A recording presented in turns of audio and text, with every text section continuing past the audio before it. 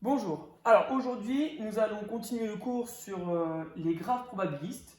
Donc c'est un peu la continuité des matrices et des graphes qu'on a pu rencontrer.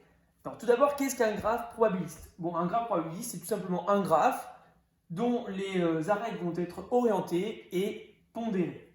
C'est-à-dire, alors bien entendu, dans ce chapitre-là, on ne travaillera qu'avec des graphes d'ordre 2 ou 3.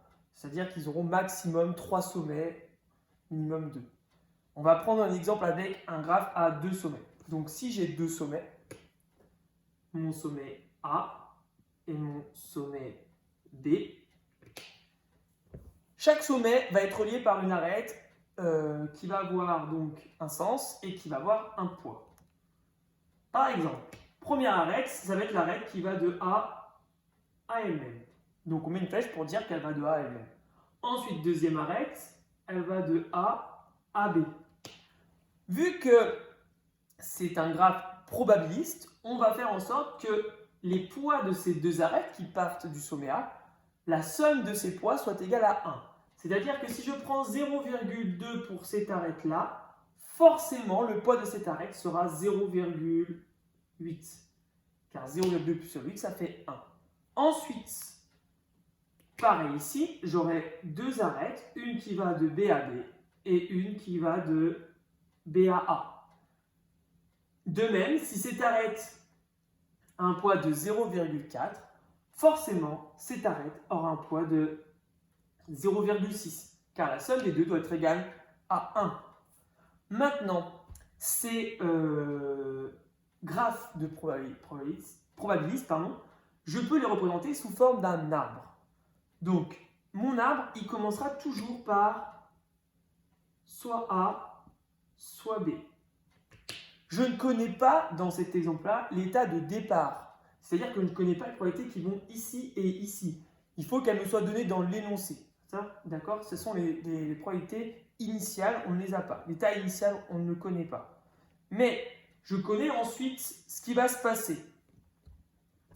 Ce qui va se passer, c'est que si je suis en A, je peux me déplacer, soit rester en A, soit je peux aller en B, avec une probabilité de 0,2 ou de 0,8. Donc ça, je peux représenter cet état. Soit je reste en A, soit je vais en B. Si je reste en A, c'est une probabilité de 0,2. Si je vais en B, c'est une probabilité de 0,8. On peut voir ça comme un déplacement de population, etc. Un déplacement d'argent, etc., etc. B, lui, quant à lui, soit il va en B, pareil, soit il va en A. La probabilité qu'il reste en B, bah, c'est 0,6 s'il était en B. Et la probabilité qu'il aille en A, sachant qu'il était en B, parce que c'est des probabilités conditionnelles ici, ça sera 0,4. Voilà.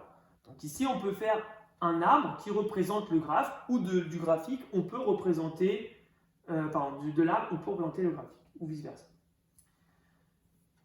Bon, mais maintenant, ce qui va nous intéresser, c'est de savoir, au bout de plusieurs déplacements, où est-ce que je vais pouvoir me situer sur mon graphe, soit sur le sommet A, soit sur le sommet B.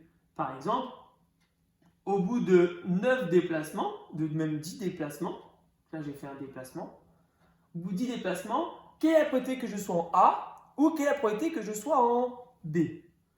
Donc, vous allez me dire, bah, il suffit de prolonger l'arbre. Ok, on pourrait prolonger l'arbre, c'est évident. Mais si on regarde bien, c'est un arbre avec deux possibilités après chaque nœud. Donc, ça suit une logique assez facile, c'est-à-dire que ici c'est 2 puissance 1 après la première étape, 2 puissance 2 avec la deuxième étape, donc 2 puissance 1, 2 possibilités, 2 puissance 2, 4, 4 possibilités. Vous avez bien compris qu'à la troisième étape, ce sera 2 puissance 3. Donc à la 10e étape, ça sera 2 puissance 10. Et 2 puissance 10, c'est 1024. Ce qui veut dire que à la dernière étape de votre arbre, vous aurez 1024 branches. Autant vous dire que vous allez construire un arbre pendant un long moment, si vous voulez faire avec cette méthode-là. Donc il va falloir trouver une autre méthode plus simple et plus rapide. Cette méthode-là, ça va être l'utilisation des matrices. On va donc utiliser une matrice qui s'appelle matrice de transition. Alors comment fonctionnent ces matrices de transition? Ça ressemble beaucoup à ce qu'on utilisait dans le chapitre précédent, les matrices associées. Donc une matrice de transition qu'on va appeler T par exemple. Déjà, on va mettre en colonne et en ligne dans l'ordre alphabétique. Voilà. Donc, ici, on pourrait dire quelle a probabilité d'aller de A en A? C'est 0,2. Quelle a probabilité d'aller de A à B? C'est 0,8. Quelle a probabilité d'aller de B à A? C'est 0,4. Quelle a probabilité d'aller de B à B? C'est 0,6. Donc là, on remarque aussi que la somme des coefficients des lignes est toujours égale à 1. 0,2 plus 0,8, 1. 0,4 plus 0,6, 1. C'est une méthode de vérifier qu'on ne s'est pas trompé dans sa matrice de transition. Et ce qui est bien, c'est que si on veut savoir quelle est la probabilité, si on note par exemple une suite Pn, et on appelle cette suite AN, BN, voilà, où AN, c'est la probabilité d'être sur le sommet A à la énième étape, et BN, c'est la probabilité d'être sur le sommet B à la énième étape. Donc on va voir l'état initial qui va être P0, d'accord, où on aura A0 et B0 qui seront donnés dans l'énoncé. Et bien si je veux savoir par exemple à ma 10e étape où est-ce que je serai, et bien je vais calculer P10. Et P10 ce sera tout simplement donc T puissance 10 fois P0. Donc ça, on fait à la calculatrice très rapidement. On entre P0, on entre T, on tape math T puissance 10 fois math P et ça nous donnera P10. P10 sera la probabilité, nous donnera le premier coefficient, nous donnera la probabilité d'être sur le sommet A à la 10e étape et le deuxième coefficient nous donnera la probabilité d'être sur le sommet B à la 10e étape. Voilà. Ça c'est ce qui était pour les graphes probabilistes et les matrices de transition. Maintenant, autre chose va nous intéresser, c'est de savoir si il existe un état stable à tout ça.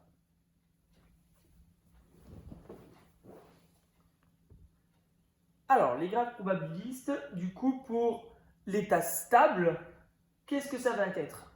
En gros, on va voir l'état probabiliste, donc Pn, qui va être égal donc à mes coefficients An et Bn qu'on a vu juste avant. Ça, c'est mon état probabiliste. Il va avoir un état, on veut savoir s'il peut avoir un état stable. Un état stable, c'est-à-dire qu'il existerait une matrice P, d'accord, A de coefficient AB, telle qu'à partir d'un certain grand N, donc en gros, on aurait que pour tout N supérieur à cet entier grand N, toutes les états probabilistes seraient égales à cette matrice P. Donc l'idée, elle est là. On a cette idée-là, c'est ça l'état stable, c'est-à-dire qu'à partir d'un certain entier grand N, on va voir que toutes les matrices de l'état probabiliste seront toutes les mêmes, elles seront toutes égales. Par exemple, si je reprends cet exemple-là, ce serait de savoir, est-ce qu'il existe à partir d'un certain rang, cet intervalle, une matrice, un état stable, c'est-à-dire un état où à chaque fois j'aurai toujours les mêmes probabilités d'être sur le sommet A ou sur le sommet B. Donc, comment on va faire pour savoir si cette matrice P est là? C'est-à-dire si mes états probabilistes convergent vers une matrice P. Donc là, vous voyez, on utilise un peu le langage des suites, le vocabulaire des suites. Donc, comment ça va fonctionner? Comme on l'a dit tout à l'heure, l'état probabiliste, Pn, va être défini ainsi. Donc, l'état suivant sera égal à l'état précédent fois la matrice de transition. Donc ici, on reconnaît un peu les suites géométriques. D'accord? Vous savez, un plus 1 égale un fois q, où q est la raison. Et du coup, si c'est une suite géométrique, on n'aurait que pour tout n, Pn, c'est rien d'autre que P0, donc l'état initial, fois t puissance n. Donc, nous, ça, c'est pour si jamais, comme tout à l'heure dans l'exemple juste avant, on voudrait calculer directement la 10e étape, la probabilité d'être soit au sommet A, soit au sommet B à la 10e étape, on va utiliser cette formule-là. Mais pour l'état stable, on va utiliser la formule du dessus. Pourquoi elle va nous intéresser? Comme je vous l'ai dit, à partir d'un certain rang n, on va voir que toutes les matrices seront les mêmes. C'est-à-dire que si je prends n'importe quel n plus grand que n, on va prendre même m, on va voir que tous les p n sont égales au pn plus 1, sont égales à p. Ils sont tous égaux, d'accord? Mais si pn plus 1 est égal à pn, est égal à p, je peux remplacer mes pn plus 1 et mes pn ici par p. Donc je vais voir que p en fait est égal à p fois t. Donc si je veux trouver s'il existe un état probabiliste, il faut que je résolve cette équation matricielle. C'est-à-dire qu'il faut que j'essaie de déterminer si oui ou non il existe un A et un B tel qu'on va avoir cette égalité-là. Donc P en fait c'est égal à la matrice ligne AB. Est-ce qu'ils existent AB tel qu'on peut avoir cette égalité-là? Ça sera ça mon état stable. Alors comment on va faire? Avec l'exemple juste au-dessus, on va reprendre l'exemple juste au-dessus. Donc si vous avez bien compris, on va reprendre l'équation que j'ai écrite juste à la fin. Hop, je reprends mon équation. Donc je suppose qu'il existe un état stable. Je suppose qu'il existe, je ne suis pas sûr de son existence.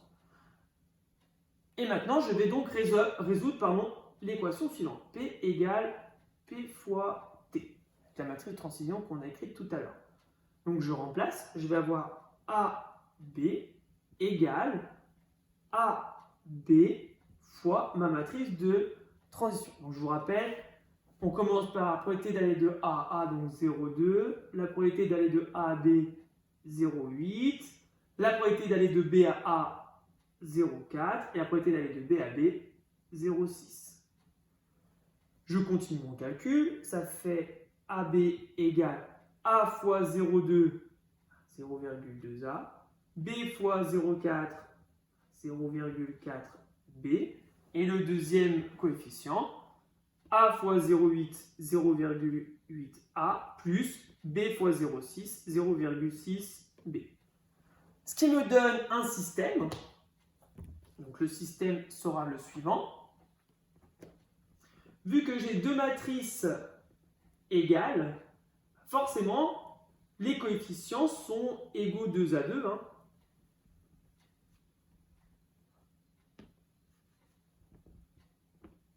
Du coup, ça me dit quoi? Le coefficient A là sera égal au coefficient de ici, donc 0,2A plus 0,4B. Et le coefficient B là sera égal au coefficient ici, c'est-à-dire 0,8A plus 0,6B. Bon, maintenant, il suffit de voir s'il existe ou non une solution à ce système. Alors, on résout le système, soit à l'aide des matrices comme on a appris dans le premier chapitre, soit on le fait rapidement. Donc, vu qu'on ne veut pas avoir des inconnus tous du même côté, il faut déjà un peu transformer ça si on utilise les matrices. Donc, on va passer le A à droite, c'est-à-dire qu'on va voir que moins 0,8A, parce que 0,2A moins A, ça fait moins 0,8A, plus 0,4B, c'est égal à 0. De même ici, on va soustraire B, ça nous donnera 0,8A moins 0,4B égale 0. Alors on voit qu'on a les deux mêmes équations, d'accord? Du coup, on a directement que A égale 1 demi de B.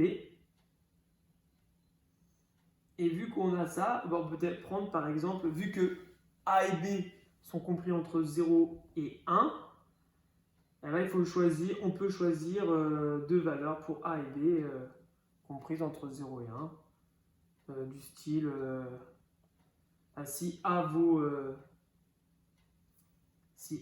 si B, pardon, si B vaut, mettons... Ah non, donc on a ça, mais il faut que la somme de A plus B fasse 1. Je vous rappelle, hein, parce qu'on est sur un état probabiliste, donc il faut aussi ne pas oublier qu'on a cette égalité-là. Donc on ne peut pas choisir totalement aléatoirement A et B. Hein. On a que A plus B égale 1. Donc si A c'est 1 demi de B, bah, je peux remplacer A par 1 demi de B, ce qui nous fera 1 demi plus B, ça fait donc 3 demi de B égale 1. J'ai juste remplacé le A par 1 demi et j'ai sommé les deux. Et maintenant, si je veux connaître la valeur de B, il suffit de faire un produit en croix. 1 fois 2 divisé par 3, donc ça fait 2 tiers. Donc B vaut 2 tiers. Et si B vaut 2 tiers, et ben A il vaut 1 demi fois 2 tiers, donc il vaut 1 tiers. Donc voilà, il existe effectivement un état probabiliste. On l'a déterminé. En plus, on a que A c'est 1 tiers et B c'est 2 tiers. Ce qui veut... Alors, par contre, on n'a pas trouvé à partir de quel rang n ça sera toujours égal. Alors, il se peut aussi que ça ne soit jamais vraiment égal à 1 tiers et 2 tiers. Hein. Ce sont des limites. Donc, ça va converger vers 1 tiers et 2 tiers, mais ça sera peut-être des valeurs qui ne seront jamais atteintes par nos suites AN et BN. Premièrement, on a trouvé l'existence. On a forcément l'unicité, puisque système à deux inconnus. Et si on trouve un point, il y a unicité, puisque on peut bon, en ES, on ne le voit pas, mais un système à deux inconnus, ça revient à déterminer pour intersection s'il existe de deux droites. Si deux droites s'intersectent en un point, il est unique, si elles ne sont pas confondues. Donc il y a l'unicité de la solution. Voilà. Donc à partir d'une certaine valeur de n, on sera très proche de ces valeurs-là. Maintenant, si on veut trouver ces valeurs-là, bah, soit il faut résoudre une équation pour l'approcher, par exemple à 10-3, 10-5, etc. Soit on résout à la main l'équation, soit on utilise la calculatrice. Alors si on résout à la main, il redonne du logarithme. Si on utilise la calculatrice, il faut aller dans le tableau, rentrer les suites, valeurs des suites, et avec le calcul des termes, on va approcher à 10-3 ou 10-4 l'état stable. Voilà. Donc ça, c'est le résumé du cours. Je vous propose de faire un exemple pour mettre ça en application. Donc, je vais vous mettre en photo l'exemple dans la vidéo.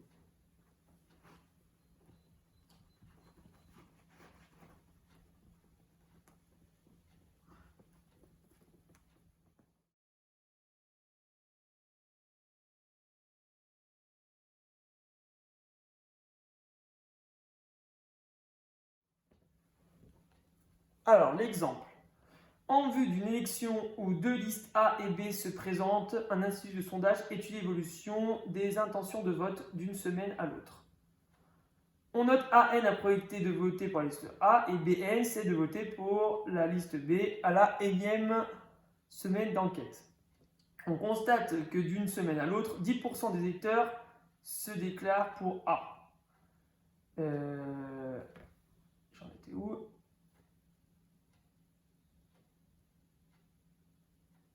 Change d'avis.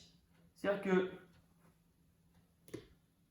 ceux qui votaient pour A à la N-1e semaine, à la énième semaine, il y en a 10%, donc il y a une probabilité de 0,1, qui vont voter pour B. Mais si on a 0,1 qui vont changer d'avis, bah forcément, vu que c'est un graphe probabiliste, bah il y en a 0,9 qui eux ne vont pas changer d'avis. Maintenant, si je suis pour le sommet B, 15% des électeurs se déclarent pour B, changent d'avis. Donc là, par contre, il y en a 15% qui vont changer d'avis pour voter pour A à la énième semaine. Du coup, bah, si on a 15%, forcément, il en reste 0,85. Probabilité de 0,85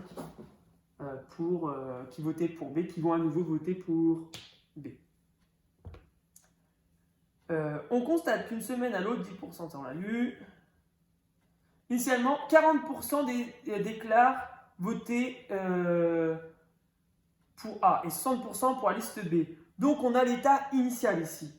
L'état initial, P0, donc ça sera 0,4 pour le A et 0,6 pour le B. Ça, c'est mon état initial. Donc, la question 1, c'est construire le graphe, on l'a fait. Donner la relation liant Pn à Pn plus 1, ben ça, c'est le cours. Hein. Donc, directement, on a que Pn plus 1, c'est Pn fois T, la matrice de transition. T, bien sûr, il faut la donner. Donc, je vous rappelle, le premier question, c'est la probabilité de A à A, c'est 0,9. La probabilité d'aller de A à B, 0,1. La probabilité d'aller de B à A, 0,15. Et la probabilité d'aller de B à B, 0,85. Voilà, donc ça, c'est tout simplement ça. Et si je veux aller calculer les tendances à la 6e semaine, bah, qu'est-ce qu'il faudra faire?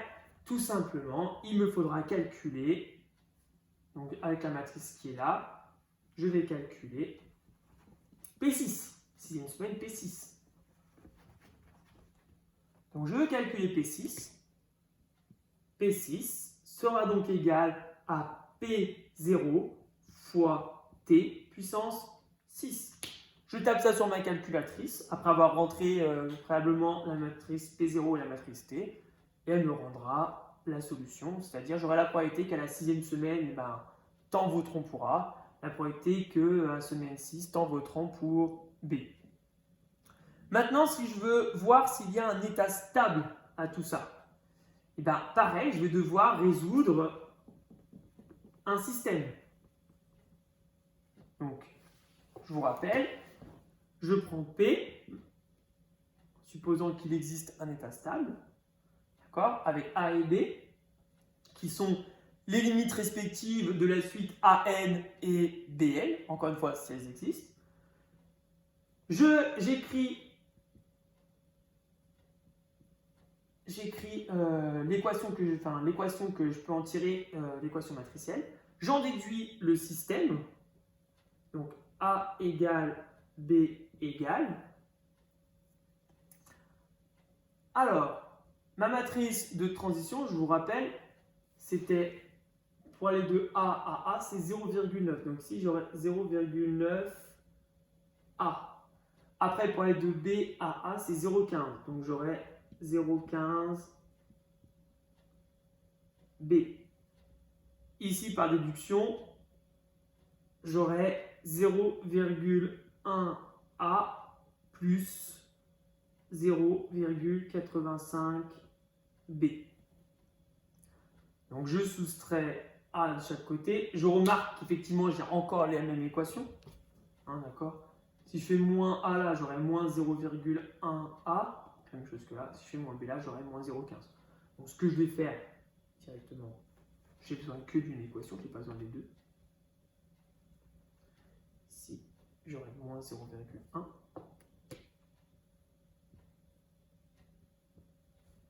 Voilà. Mais je sais aussi que c'est un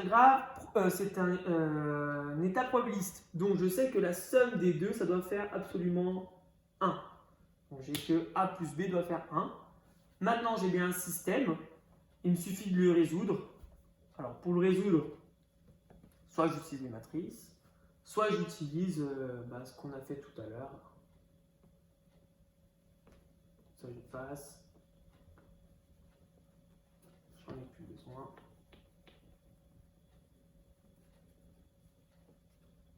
Donc j'y vais.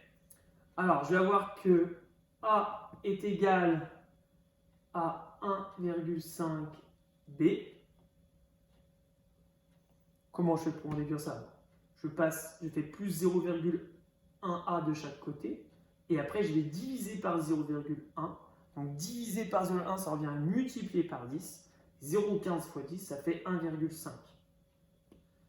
Du coup, je peux remplacer mon A par 1,5B.